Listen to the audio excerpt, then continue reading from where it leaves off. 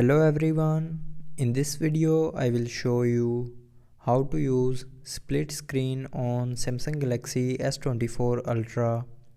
So before starting the video, don't forget to subscribe the channel and also press the bell icon.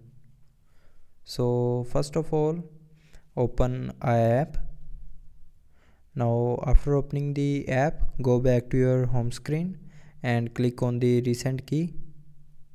Now to use the split screen, tap on the app icon in the recent apps and then click on open in split screen view option.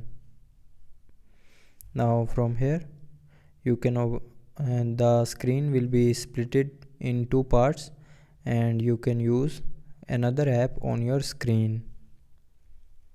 So now you can see I am using the gallery and calculator app at the same time.